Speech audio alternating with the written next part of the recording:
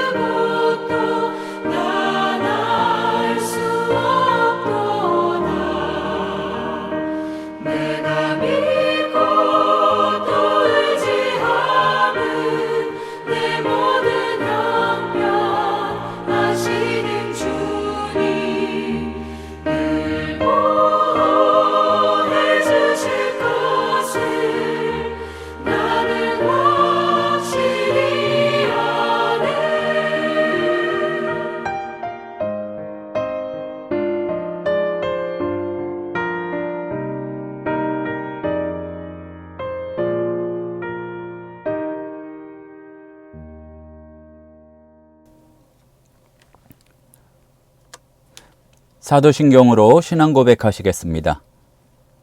전능하사 천지를 만드신 하나님 아버지를 내가 믿사오며 그 외아들 우리 주 예수 그리스도를 믿사오니 이는 성령으로 잉태하사 동정녀 마리아에게 나시고 본디오 빌라도에게 고난을 받으사 십자가에 못 박혀 죽으시고 장사한 지 사흘 만에 죽은 자 가운데서 다시 살아나시며 하늘에 오르사 전능하신 하나님 우편에 앉아 계시다가 저리로서 산자와 죽은 자를 심판하러 오시리라. 성령을 믿사오며 거룩한 공회와 성도가 서로 교통하여 주시는 것과 죄를 사하여 주시는 것과 몸이 다시 사는 것과 영원히 사는 것을 믿사옵나이다. 교동문 19번 시편 32편 말씀입니다.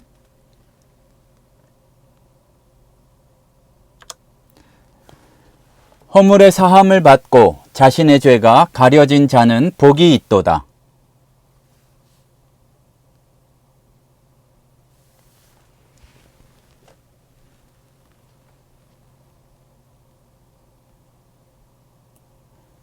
내가 입을 열지 아니할 때에 종일 신음함으로 내 뼈가 쇠하였도다.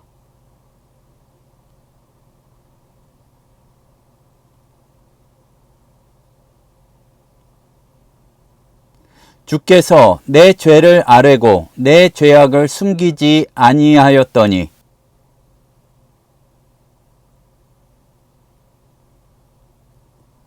이로 말미암아 모든 경건한 자는 주를 만날 기회를 얻어서 주께 기도할지라.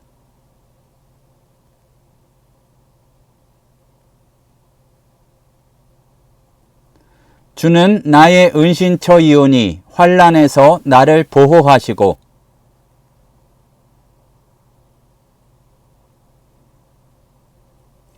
너희 의인들아 여호와를 기뻐하며 즐거워할지어다.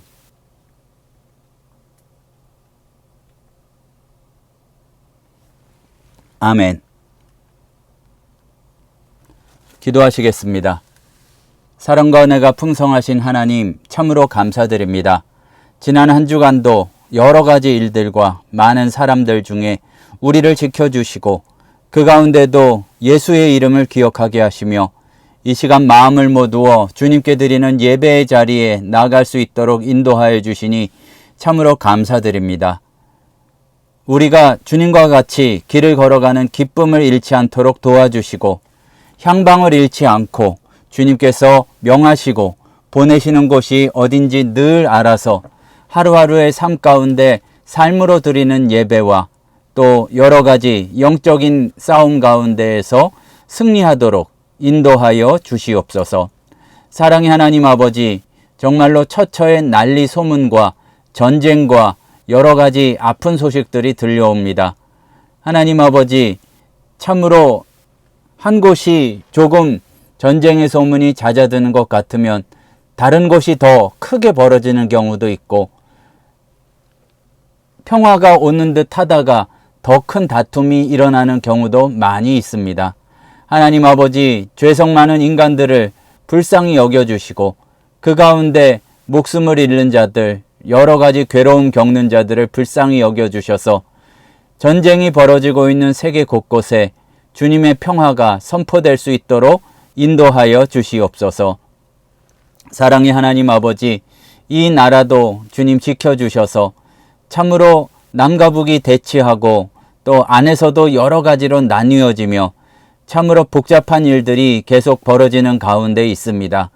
지도자에게는 하나님을 두려워하는 마음과 하나님 아버지, 나라를 잘 끌어갈 수 있는 지혜, 그리고 불의를 택하지 않을 수 있는 용기를 더하여 주시고 또한 기도하는 것은 이 나라를 위해 기도하고 있는 그 기도 소리를 들어주시사 이 땅에 마지막 때의 부흥을 다시 한번 허락하여 주시고 남과 북의 형제자매들이 함께 모여 찬양하고 예배드리는 날이 속히 올 수 있도록 인도하여 주시옵소서.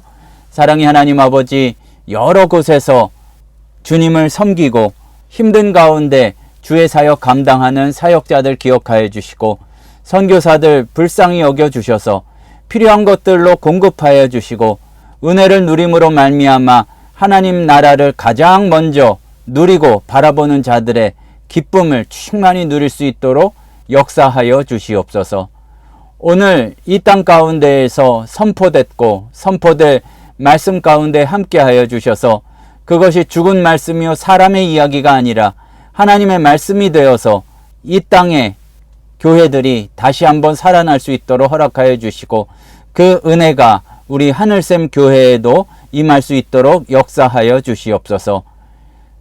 각자 자기가 가진 것을 교만하게 내세우는 것이 아니라 하나님이 우리에게 주시는 의로움과 은혜가 무엇인지 깨달을 수 있는 그런 시간 되도록 인도하여 주시옵소서. 예수님의 이름으로 기도드립니다. 아멘. 오늘 우리에게 주시는 하나님의 말씀은 로마서 3장 19절에서 24절 말씀입니다.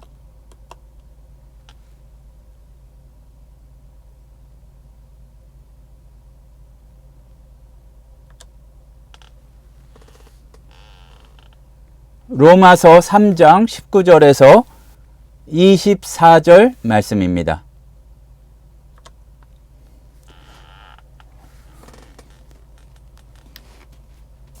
우리가 알거니와 무릇 율법이 말하는 바는 율법 아래에 있는 자들에게 말하는 것이니 이는 모든 입을 막고 온 세상으로 하나님의 심판 아래에 있게 하려 함이라. 그러므로 율법의 행위로 그의 앞에 의롭다 하심을 얻을 육체가 없나니 율법으로는 죄를 깨달음이라. 이제는 율법 외에 하나님의 한 의가 나타났으니 율법과 선지자들에게 증거를 받은 것이라. 곧 예수 그리스도를 믿음으로 말미암아 모든 믿는 자에게 미치는 하나님의 의인이 차별이 없느니라. 모든 사람이 죄를 범하였음에 하나님의 영광에 이르지 못하더니 그리스도 예수 안에 있는 성령으로 말미암아 하나님의 은혜로 값없이 의롭다 하심을 얻은 자 되었느니라. 사람은 누구나 자기의 가치를 인정받고 싶어 합니다. 누군가는 자기가 뛰어난 학력을 가지고 있기 때문에 그러한 학력과 학식으로 또 굉장히 여러 가지 어려운 일들을 많이 겪은 사람은 자신의 경력으로 또 어떤 사람은 가지고 있는 재산이나 잔고 또 사회적 지위로 자기의 가치를 드러내고 그것을 과시하며 말솜씨가 뛰어난 사람은 언변으로 그리고 뭔가 성취한 것이 많은 사람은 업적으로 하다못해 가족이나 아는 사람이 성공한 그러한 성과까지 동원해서 나는 꽤 괜찮은 사람이야 너희들하고는 달라 이런 근거를 만들어가는 경우가 참으로 많이 있습니다. 놀랍게도 사회에서만이 아니라 교회 안에서도 이와 비슷한 모습이 나타나는 경우가 많이 있습니다. 어떻게 보면은 참 우습기도 하고 또 한편으로는 이해가 가기도 하는데 모든 것은 눈에 보이는 것, 숫자하고 상관 있는 경우가 많이 있습니다. 예배의 출석률, 또 얼마나 봉사를 했나 봉사 시간, 헌금액, 성경 지식의 깊이, 그것도 어떻게 보면 또 말을 잘하는 그것과 연결이 되고 또 기도를 얼마나 크게 하는가 오래 하는가 이거를 하나씩 나열하고 점검하고 또 어떤 표를 가지고 있는 경우도 있고 은연중에 점수를 매기기도 합니다. 실제로 그런 표가 있는 경우도 있지만 신앙생활에도 마치 어떤 엑셀 같은 기준표가 있어서 그것으로 평가를 받아야 되는 것처럼 그렇게 생각을 하는 것입니다. 근데 이런 방식의 문제는 자기를 채찍질하고 자기가 성장하는 데에는 도움이 되는데 필연적으로 다른 사람과의 비교 그리고 그 비교에서 오게 되는 우월감 또 무시 이런 것을 낳는다는 것이 심각한 문제입니다. 나는 이 정도 하는데 저 사람은 못하네 하는 생각이 스며들기 시작하고 또 나보다 잘하면 그러한 비교는 또 시기 질투로 이어지고 또 그리고 시기 질투가 생겨나면 미움으로까지 신앙생활이 왜곡되는 경우가 없지 않습니다. 다른 사람을 향한 시선이 점점 좀 거칠어지면서 나보다 낫고 나보다 잘하는 사람은 불편하게 여기고 깎아내리려고까지 하는 경우도 있고, 또 나보다 못하는 사람은 굉장히 무시하게 되는 경우도 없지 않습니다. 그런데 가만히 보면 로마서 3장에서 다루는 것이 이 문제이기도 합니다. 물론 표면적으로는 로마서 3장에서는 오늘 읽은 본문을 보면 유대인들의 율법의 문제를 다루고 있지만, 그것은 우리가 어떠한 기준을 가지고 다른 사람과 우열을 가리려는 태도와 매우 밀접하게 연관이 되어 있습니다. 유대인들은 하나님이 주신 율법을 귀하게 여겼습니다. 거기까지는 좋습니다.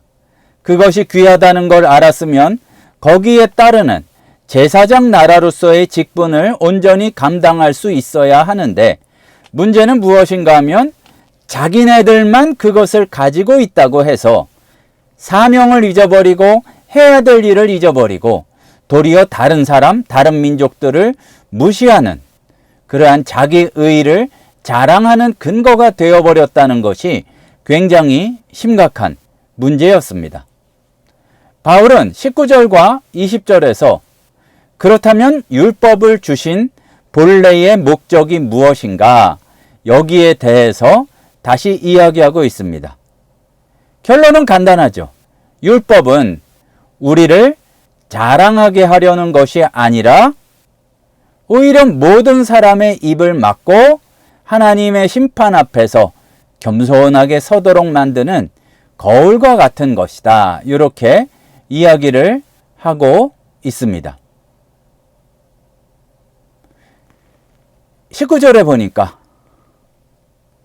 모든 입을 막고 온 세상으로 하나님의 심판 아래에 있게 한다 하신 말씀이 바로 그 내용입니다. 그러니까 율법에 비추어 보았더니 할 말이 없다. 유궁무원이다. 이게 목적이란 얘기죠. 거울이 얼굴에 뭐가 묻었는지를 보여주고 그야말로 내 상태가 어떠한 것인지를 보여주듯이 율법이 그러한 역할을 하는데, 또한 거울은 뭔가 묻었다는 것을 보여줄 뿐이지 그거를 닦아주지 않는데, 율법 역시 내가 무엇이 잘못되었는지를 보여주지만 그것을 닦아주고 의롭게 해주고 구원에 이르는 데까지는 문제가 있다, 그 얘기입니다. 그런데 우리의 문제는 무엇인가 하면 거울 앞에서 유구무원이라 침묵하고 가만히 있을 때에 끊임없이 변명과 설명을 덧붙이려 하고 다른 사람과 비교하려고 하고, 또 그리고 거기에서 나오게 되는 것은 굉장히 왜곡된 마음인 경우가 많이 있습니다. 율법을 제대로 받았다면 하나님께서 의도하신 것은 겸손하고 또 하나님 앞에 골방에서 고백하고 거기에서 그치지 않고 율법을 통한 하나님의 뜻을 안 것에 대한 기쁨까지 가게 되고 그곳으로 다른 이방 민족까지 인도하는 것이 의도인데, 사람의 타락한 본성은 말을 말아야 될 때 도리어 말이 많아지고, 또한 내가 심판 앞에서 얼마나 작은 존재이고 그렇기 때문에 주의 은혜를 갈망하게 되어야 되는데 자랑과 비교의 도구로 율법을 삼아버리는 것이 바로 유대인들에게 나타난 문제요, 또한 율법과 같이 하나님의 주신 여러 가지 부어주신 조건들 때문에 교만해지는 우리의 모습이란 얘기입니다. 율법과 세상의 조건이 가진 동일한 문제가 있습니다. 율법은 본래 선하고 거룩합니다. 하나님의 뜻이니까요. 그리고 마찬가지로 세상의 조건들, 돈이나 지위, 명예나 능력 같은 것들도 그 자체로는 악하지 않습니다. 문제는 이것이 그것 자체로는 깨끗한데 더러운 우리 마음에 들어오고 그것을 제대로 받지 못하는 우리의 태도와 자세에서 문제가 생긴다는 얘기입니다.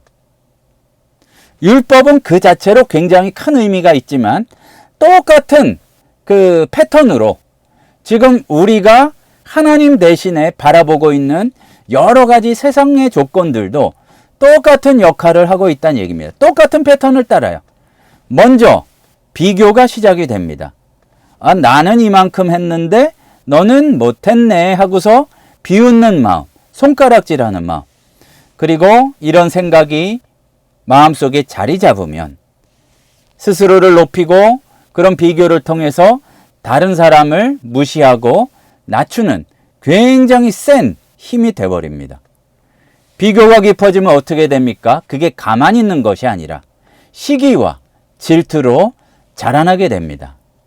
비교해서 뒤처진다고 생각하고 남들이 더 크고 앞서갔다고 느끼는 순간 남이 잘 되는 것이 축하의 이유가 아니라 괜히 배 아파지고 불편해지기 시작합니다. 기뻐해야 될 일이 기쁘지 않고 축하해야 될 일이 아주 속이 뒤틀려서 잠이 안 오고 속 쓰리고 마음이 무거워지는 그런 결과를 가져오게 된다는 얘기입니다.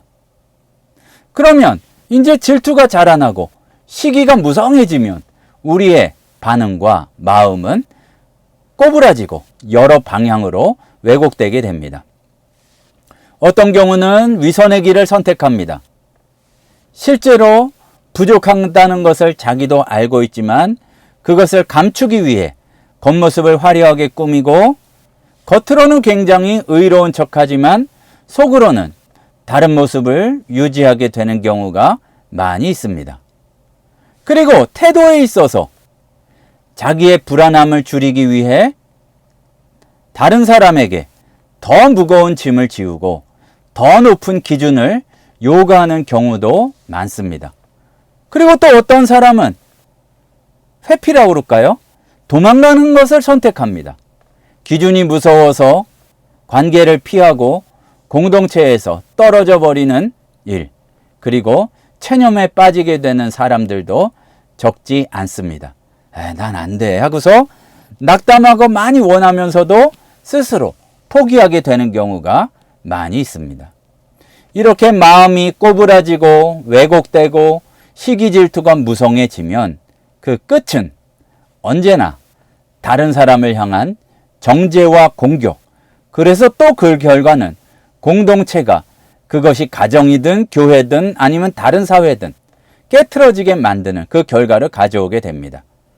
자기 의의는 비교 없이는 유지될 수가 없기 때문에 다른 사람을 깎아내리고 무너뜨리고 또한 이렇게 파괴하려는 그러한 마음이 생겨나고 그 마음이 생겨나서 행동으로까지 옮기게 되는 경우가 많다는 얘기입니다.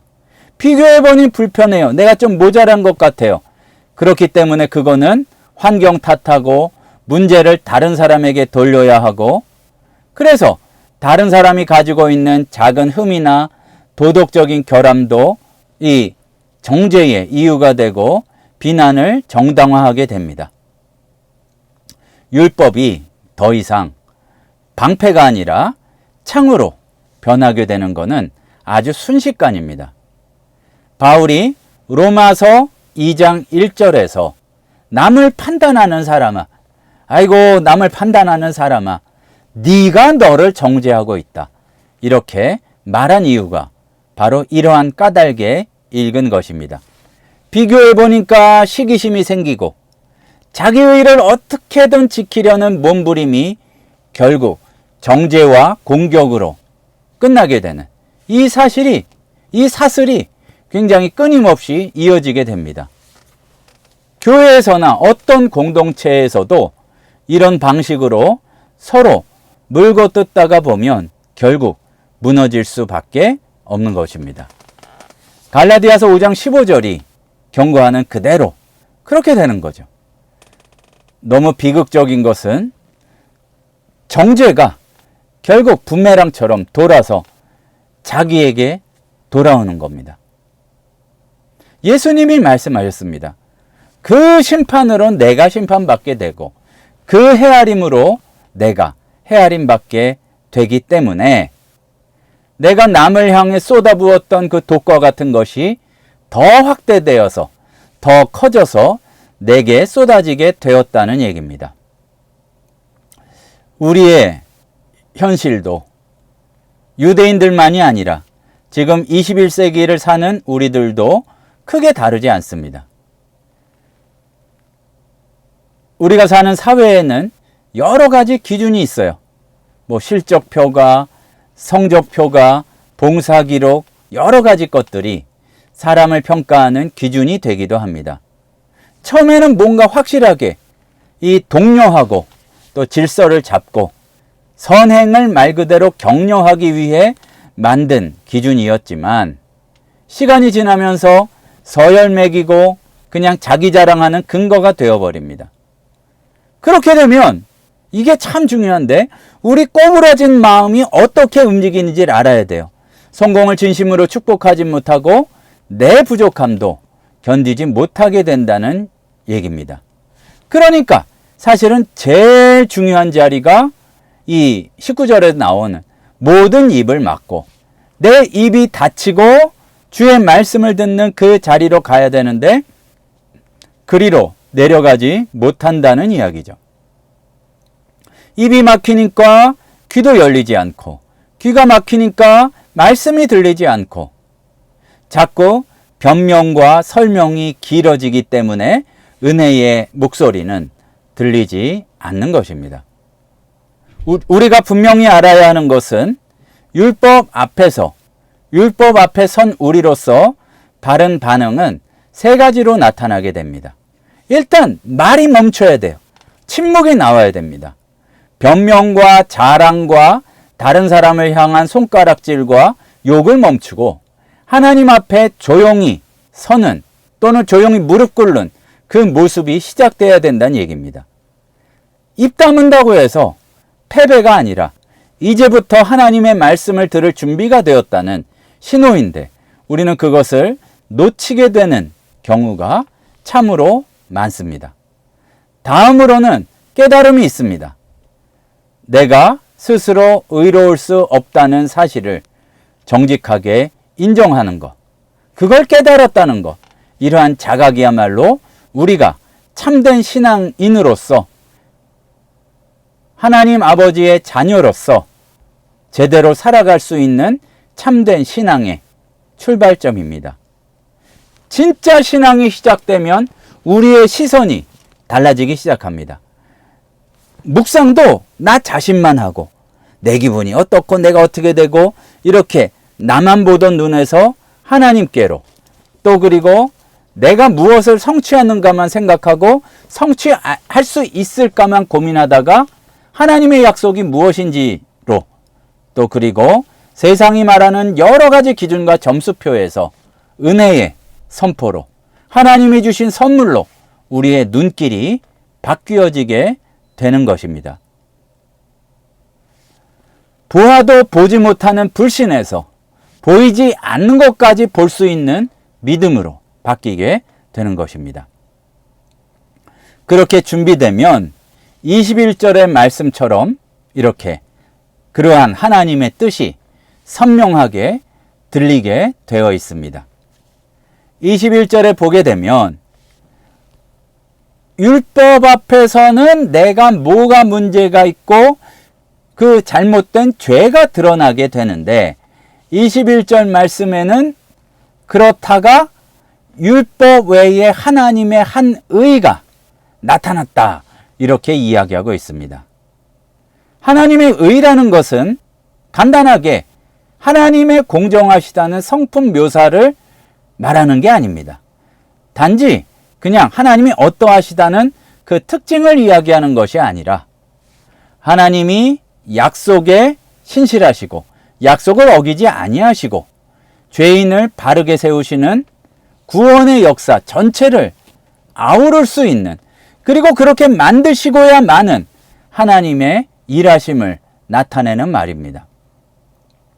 하나님은 죄를 가볍게 보지 않으시면서도 동시에 죄인을 의롭게 하실 길, 진정으로 구원하실 길을 마련해 주십니다. 그러니까 없던 걸 하지 뭐 괜찮아 이렇게 넘어가는 것도 아니고, 그것이 매우 중요한 일이기 때문에 그냥 없던 걸로 하는 게 아니라 살릴 수 있는 길을 준비하신다는 얘기입니다. 의롭다 하신다는 그 말씀은 그냥 단순한 호의나 그냥 없던 걸로 하자는 그런 눈 감아 주심이 아니라 깨어진 관계, 나와 하나님과의 관계를 회복하고 또한 완전히 새로운 신분을 주시는 강력한 선언이라고 볼 수가 있습니다.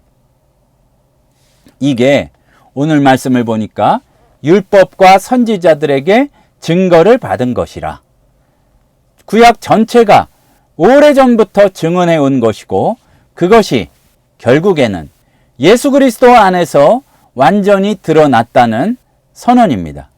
뭐 구약의 제사제도나 어떤 뭐 대속의 개념이나 의로움의 회복, 하나님 나라 회복, 이런 큰 주제들이 예수 그리스도로 이 한 점으로 이렇게 모아지게 되는 것입니다. 22절에 보니까 그래서 곧 예수 그리스도를 믿음으로 말미암아 모든 믿는 자에게 미치는 하나님의 의인이 차별이 없다고 그렇게 되어 있습니다. 내가 무엇을 할 수가 있어서가 아니라 예수님을 전적으로 의지하는 그 믿음이기 때문에 이 믿음은 어떤 조건, 외부적인 조건을 이루었다는 것이 아니라 이미 완성된 그런 구원을 붙드는 그런 그런 믿음이라고 할 수가 있습니다. 그리고요, 가만히 이렇게 말씀의 이치를 따져보게 되면 믿습니다 하는 것도 내 공로가 아니고, 이 예수를 믿는다는 것은 예수님을 붙잡아서 구원을 받고 예수님께서 아버지에게 보이신 그 충성되신 믿음과 같이 우리도 그 신실함을 닮아서 하나님의 뜻을 신뢰하고 끝까지 순종한다는 그 의미를 뜻합니다. 예수가 빠지면 그렇게 충성될 수도 없고 그렇게 살아갈 수가 없지만 예수를 붙들었기 때문에 세상의 조건이나 세상의 상황을 뛰어넘고 그것을 이루게 된다는 것입니다. 두 가지가 함께 있어야 됩니다. 예수님께서 이 땅에서 그 삶을 보이셨기 때문에 우리도 이 세상을 살아갈 때에 예수를 쫓아가기 위해서 예수님께서 보이신 그 말씀과 사역이 필요하고, 그래서 거기에 따라서 그것을 믿고 예수 닮아가고 예수님의 손을 놓지 않는 바로 그 믿음, 우리의 믿음이 있어야 된다는 것입니다. 갈라디아서 2장 16절도 같은 진리를 전하고 있는데, 사람이 율법의 행위로 나지 아니하고 예수 그리스도의 믿음으로 의롭다 함을 얻는 줄 아는 거로 우리도 그리스도 예수를 믿나니. 이게 얼핏 복잡한 것 같지만 너무나도 당연한 이치입니다. 예수님의 신실함과 충실함이 우리의 믿음을 낳고 우리의 믿음은 예수님의 신실함을 붙드는 것입니다. 우리가 말씀을 통해서도 살펴봤지만 하나님의 믿부심, 이게 믿부심이 사실 믿음이에요.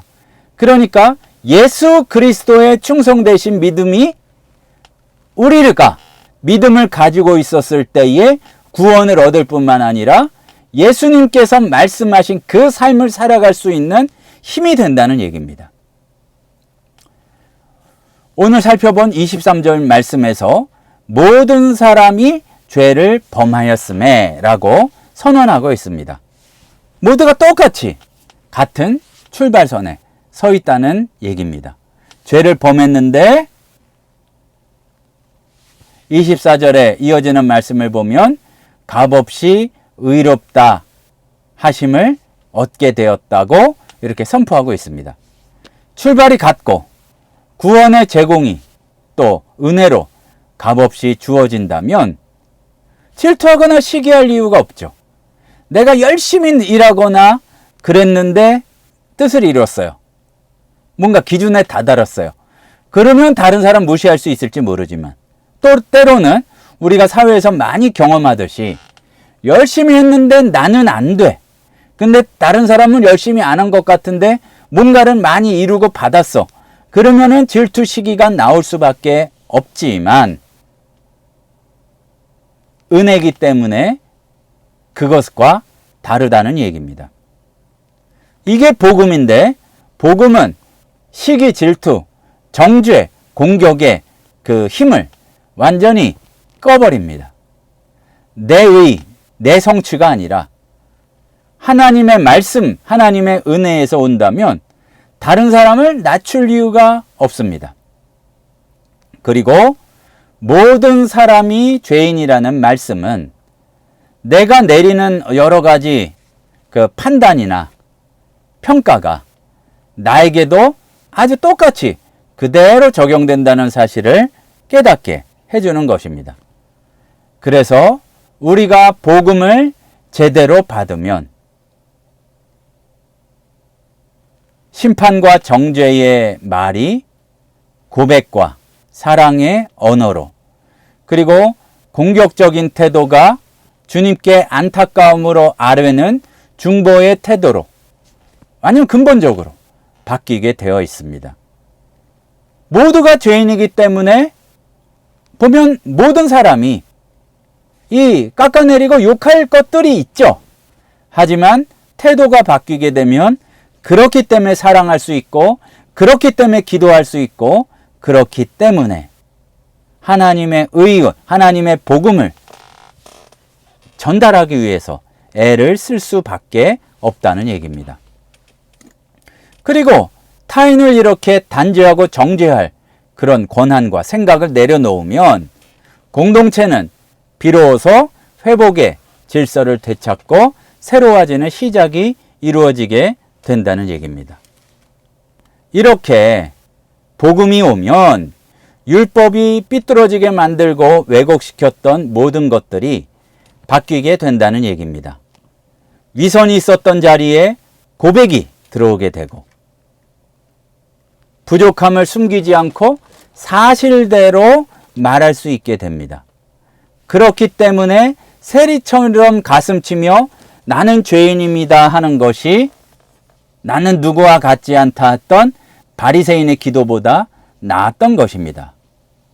잔인하고 가혹했던 자리에 온유와 너그러움이 들어오게 되고, 또한 도망치려고 했던 자리에 친밀함과 헌신이 들어오게 됩니다. 낙담과 체념이 있던 그 자리에 소망의 꽃이 피어나게 됩니다. 내가 하는 것이 아니기 때문에 실패가 끝이 아니라는 것을 믿게 되고, 하나님의 의가 새로운 시작을 알려준다는 그러한 믿음의 확신이 생기는 것입니다. 그리고 앞에서도 말씀드렸지만 다른 사람을 향한 미움과 정죄와 공격이 있던 자리에 중보와 책임과 사랑이 들어오게 됩니다. 여전히 사실을 말하고 또 그 사실을 알지만 사람을 고발 대상으로 삼지 않고 심판은 하나님께서 알아서 하실 일이고, 우리는 이렇게 사랑의 말로 다듬으며 기도하는 훈련이 절실히 필요하다고 하겠습니다.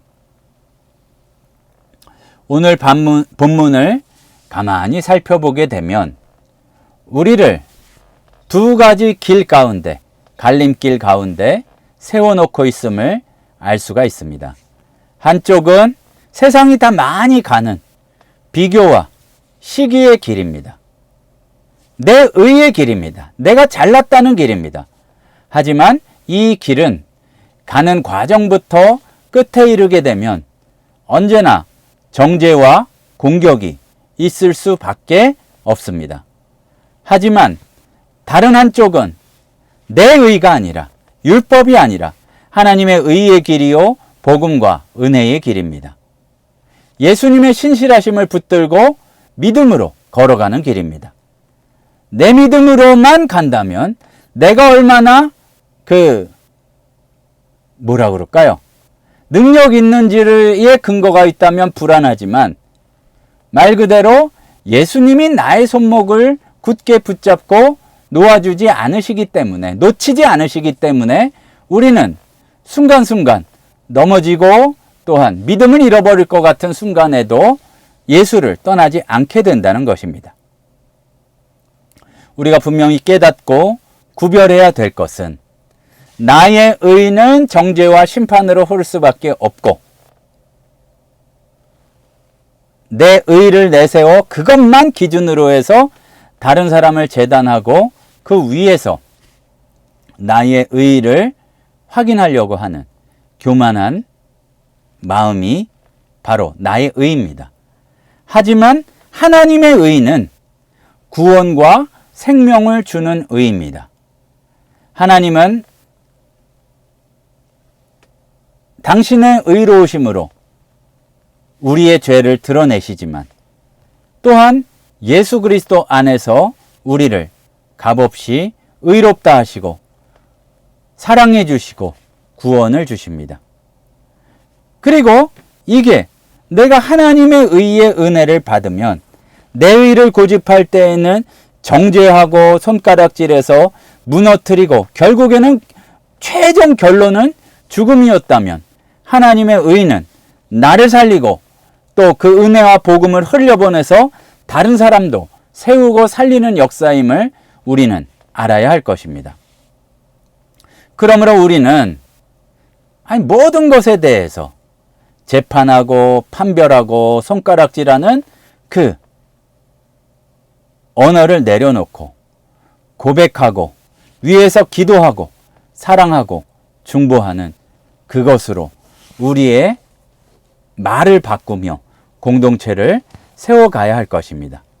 내 의를 내세우는 것이 아니라 하나님의 의를 믿음으로 받아들여야 할 것입니다. 오늘 말씀이 우리를 초대하는 자리가 거기임을 알아야 할 것입니다.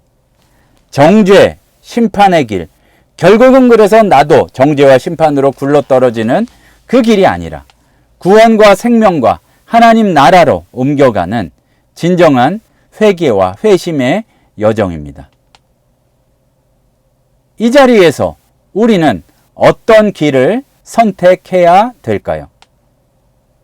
계속해서 늘 우리가 그랬듯이 비교하고 낙담하고 시기하고 미워하고 독을 쏟아붓고 어떤 그 굴레에 갇혀 살아가는 그 길을 가야 되겠습니까? 아니면 하나님의 의를 붙들고 회복되고 치유되고 살고 구원받고 또 회복시키고 치유하고 살릴 수 있는 그러한 새로운 삶을 살아야겠습니까? 선택은 어쩌면 우리의 몫입니다. 우리의 결단입니다. 하지만 분명한 것은 하나님께서는 우리에게 복음의 말씀을 주셨고 우리를 위해서 의의 길을 예비하셨습니다. 그 길로 나아가는 것. 우리가 역시 죄인이기 때문에 살아가다 삐끗할 수 있어요. 그리고 조금 한참 잘못 걸어갈 수 있어요.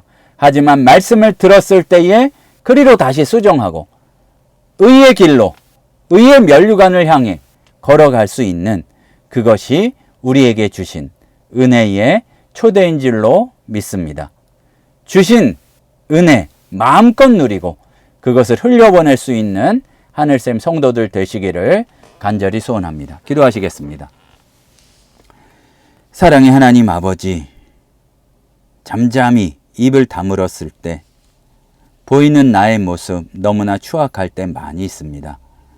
말씀을 통해 나의 모습 볼 때에 할 말이 없이 유구무원입니다.